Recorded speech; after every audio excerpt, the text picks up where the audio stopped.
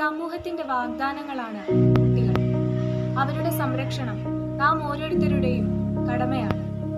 എന്നാൽ ആൺപെൺ വ്യത്യാസമില്ലാതെ നമ്മുടെ കുട്ടികൾ പലതരം ചൂഷണത്തിന് വിധേയരാകുന്നുണ്ട്.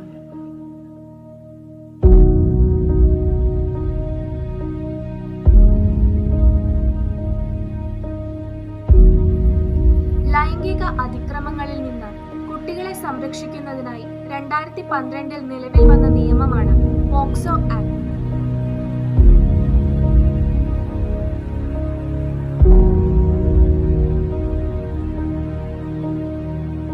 എന്താണ് പോക്സോ ആക്ട്? പോക്സോ ആക്ടിന്റെ നിയമവശങ്ങൾ എന്തെല്ലാമാണ് എന്നിവയെക്കുറിച്ച് റിട്ടയർഡ് SI മോഹനകുമാറിനോട് ചോദിച്ചറിയാം. നമസ്കാരം.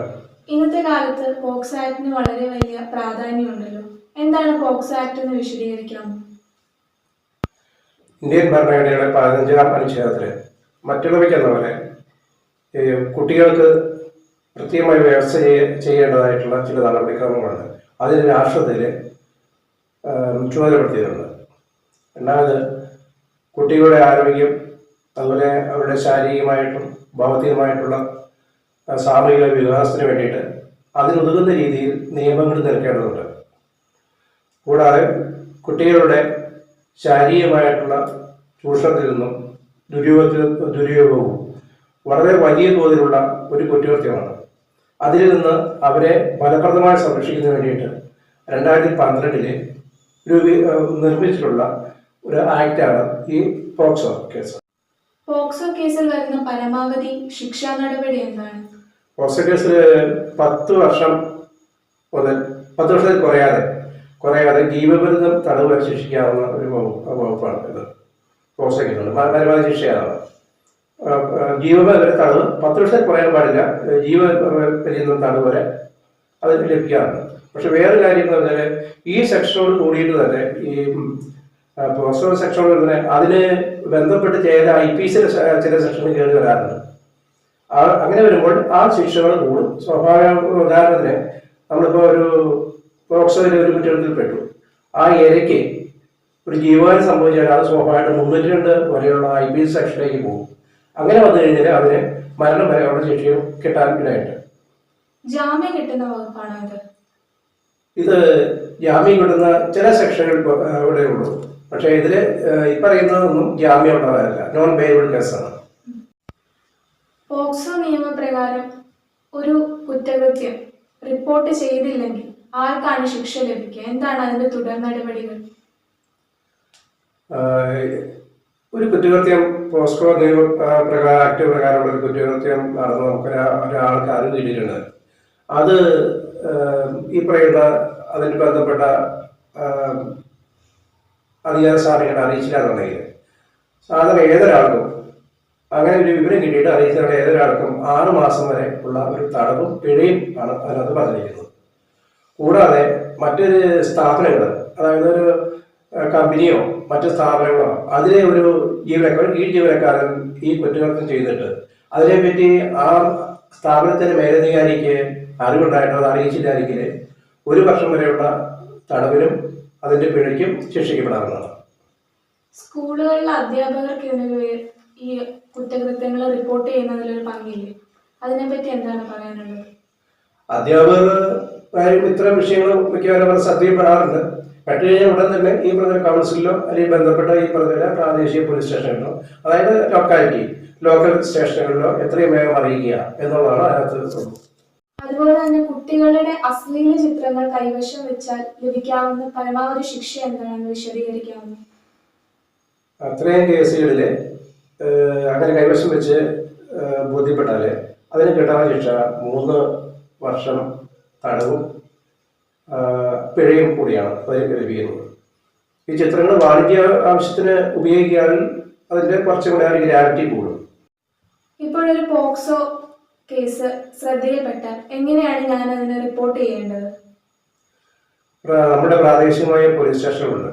ആ സ്റ്റേഷനുകളിൽ നേരിട്ട് പരാതിപ്പെടുകയോ അതല്ലെങ്കിൽ child help line, child welfare council, അത്രയും സ്ഥാപനങ്ങൾ നമ്മുടെ നാടുകളിലുണ്ട്. അപ്പോൾ അവിടെ പരാതിപ്പെടുകയോ ഒക്കെ ചെയ്യാം. അവർ സ്വാഭാവികമായിട്ട് അത് പോലീസ് സ്റ്റേഷനിൽ അറിയിക്കുകയും അറിയിച്ചാൽ ഉടൻ തന്നെ അവരുടെ മൊഴി രേഖപ്പെടുത്തി FIR രജിസ്റ്റർ ചെയ്ത് മറ്റു മേഖല കോടതിക്ക് അയക്കുകയും മറ്റു മേഖല നടപടികൾ സ്വീകരിക്കും. പോക്സോ ആക്ട് പ്രകാരം എത്ര കാലയളവിനുള്ളിലാണ് ഒരു അന്വേഷണം പൂർത്തിയാക്കേണ്ടത്? പോക്സോ അന്വേഷണ പ്രകാരം അത് 2 മാസത്തിനുള്ളിൽ അന്വേഷണം പൂർത്തിയാക്കി ചാർജ് ഷീറ്റ് കോടതിയിൽ ഹാജരാക്കുക എന്നുള്ള നിയമം. അതിൽ കഴിയാതെ വന്നു കഴിഞ്ഞാൽ ബന്ധപ്പെട്ട കോടതി, സ്പെഷ്യൽ കോടതിയുടെ ഉത്തരവുകൾ വാങ്ങിച്ചിട്ട് മേൽ നടപടികൾ സ്വീകരിക്കാവുന്നതാണ്. ഈ പോക്സോ നിയമങ്ങളെ കുറിച്ച് പറയുന്ന സമയത്ത് പ്രത്യേക കോടതികളെന്ന് കേട്ടിട്ടുണ്ട്. എന്താണ് ഈ പ്രത്യേക കോടതി, അല്ലെങ്കിൽ എങ്ങനെയാണ് പ്രത്യേക കോടതി ഒരു കുറ്റം വിചാരണ ചെയ്യുന്നത്? പ്രത്യേക കോടതി എന്ന് പറയുമ്പോൾ ഈ ആക്ടിന്റെ തന്നെ പറയുന്നുണ്ട്. അത് ആക്ടിന്റെ സെക്ഷൻ 28 ഈ ഇത്രയും കുറ്റകൃത്യങ്ങൾ പ്രത്യേകമായി വിചാരണ ചെയ്യുന്നതിനും എത്രയും വേഗം വിചാരണ തീർപ്പാക്കുന്നതിന് വേണ്ടിയിട്ട് പ്രത്യേക കോടതിയിൽ സർക്കാരിൻ്റെ അപേക്ഷ പ്രകാരം കേരള ഹൈക്കോടതിയാണ് ഒരു പ്രത്യേകമായിട്ട് ഇതിലേക്ക് നിശ്ചയിക്കുന്നത്. അത് ഈ സെക്ഷൻ 28 പ്രകാരമാണ് ഒരു കോടതിയിൽ പ്രത്യേകമായിട്ട് ഒരു സെഷൻസ് അധികാരമുള്ള കോടതിയിൽ നിശ്ചയിക്കുന്നത്. അതിലെ സെക്ഷൻ 32 പ്രകാരം അതിന് പ്രത്യേക പബ്ലിക് പ്രോസിക്യൂട്ടറായിട്ട് വയ്ക്കുന്നുണ്ട് ഈ കേസിലേക്ക് മാത്രമായിട്ട്.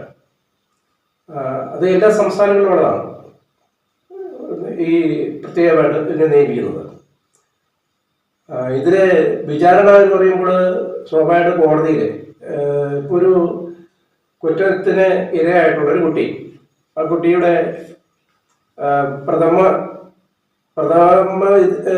ഒരു പ്രാഥമികമായിട്ടുള്ള വിസ്താരം, പ്രതിഭാഗത്തിൻ്റെ വിസ്താരം, അതുപോലെ പ്രോസിക്യൂഷൻ വിസ്തരിക്കാറുണ്ട്. ഇതിൻ്റെ ചോദ്യങ്ങളെല്ലാം ഈ കോടതിയിൽ സമർപ്പിക്കേണ്ടതാണ്. അതനുസരിച്ചായിരിക്കണം കോടതി ആ ചോദ്യങ്ങൾ ആ കുട്ടിയോട് ചോദിക്കുക മറ്റു ചെയ്യുന്നത്. രണ്ടാമത്, ഈ കുട്ടിയോട് വളരെ ആക്രമണോത്സവമായിട്ടുള്ള മറ്റ് കേസിനെ പോലെ ചോദിക്കാൻ പാടില്ല. ആ ഒരു അവസ്ഥ അത് ഒഴിവാക്കേണ്ടത് ഈ പ്രത്യേക ജഡ്ജിൻ്റെ അധികാരം ബന്ധപ്പെടുന്നൊരു ഭാഗമാണ്. രണ്ടാമത്, ഈ കുട്ടി വിചാരണ നേടുന്ന സമയത്ത് അവർക്ക് അവിടെ ഉള്ള ഏതെങ്കിലും ബന്ധുക്കളോ അല്ലെ അടുത്ത സുഹൃത്തുക്കളോ, സുഹൃത്ത് പറയാൻ പറ്റില്ല കുട്ടിയല്ലേ, അപ്പോൾ അവർക്ക് അടുപ്പമുള്ള ബന്ധുവായിട്ടുള്ള ആളുകളോ അങ്ങനെ ഏറ്റവും പരിചിതരമായിട്ടുള്ള ഒരു സൗഹൃദ അന്തരീക്ഷം നിലനിർത്തിക്കൊണ്ട് വേണം ഈ വിചാരണയും മറ്റു കാര്യങ്ങളും നടത്തിക്കൊണ്ട് പോകുക. അതുപോലെ കുട്ടികൾക്ക് ഇടയ്ക്ക് ഇടവേള ആവശ്യമുണ്ടെങ്കിൽ അതും അനുവദിച്ചു കൊടുക്കേണ്ടതാണ്. ഈ പ്രത്യേക കോടതിയുടെ ഇതിൽപ്പെടുന്നതാണ്.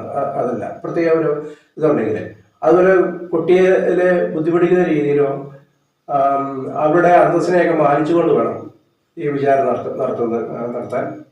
നടത്തേണ്ടത്. ഈ നിയമവുമായി ബന്ധപ്പെട്ട് കുട്ടികൾക്കും അധ്യാപകർക്കും സമൂഹത്തിനും മാതാപിതാക്കൾക്കും നൽകാനുള്ള സന്ദേശം എന്താണ്? ഈ കാലഘട്ടത്തിൽ ഇത്രയും കുറ്റകൃത്യങ്ങൾ വളരെ വർദ്ധിച്ചു വരുന്നതാണ് കാണുന്നത്. ഓരോ വർഷം കഴിയുമ്പോഴും അതിലേക്ക് ചെറിയ ശതമാനമെങ്കിലും കൂടുതലായിട്ടാണ് കാണുന്നത്. പ്രത്യേകിച്ച് സ്കൂളുകളിലെ അധ്യാപകർ വളരെ ജാഗ്രതയോടെ ഇതിനെ കാണേണ്ടതാണ്. കാരണം കുട്ടികളുമായിട്ട് ഏറ്റവും അടുത്തിടപഴകുന്നതും മറ്റും അവരാണ്. ഇപ്പോൾ കുട്ടികളുണ്ടാകുന്ന മാറ്റങ്ങൾ, ചെറിയ തൊഴിലാളികളുണ്ടാകുന്ന മാറ്റങ്ങൾ പെട്ടെന്ന് മനസ്സിലാക്കാൻ അവർക്ക് സാധിക്കും. അതുപോലെ ഇത്രയും നിയമങ്ങളെ പറ്റി മാതാപിതാക്കൾ അറിഞ്ഞിരിക്കേണ്ടതുണ്ട്.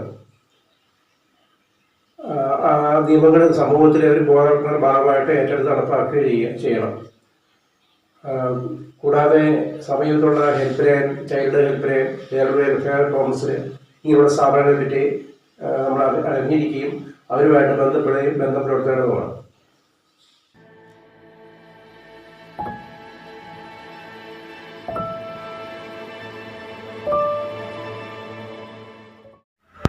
ഓരോ കുട്ടിക്കും സന്തോഷത്തോടെയും സമാധാനത്തോടെയുമുള്ള ചുറ്റുപാടിൽ വളരാനുള്ള അവകാശമുണ്ട്. അതല്ലാതെ പേടിച്ചരണ്ട് ജീവിക്കേണ്ടി വരരുത് ഒരു കുഞ്ഞിന്. അതവരുടെ വ്യക്തിത്വ വികസനത്തെയും മാനസിക ആരോഗ്യത്തെയും സാരമായി ബാധിക്കും. ഇതൊഴിവാക്കാൻ ശക്തമായി നാം മുന്നേറേണ്ടിയിരിക്കുന്നു. ഓരോ കുട്ടിയുടെയും സന്തോഷകരമായ ജീവിതത്തിനു വേണ്ടി നമുക്ക് മുന്നേറാം.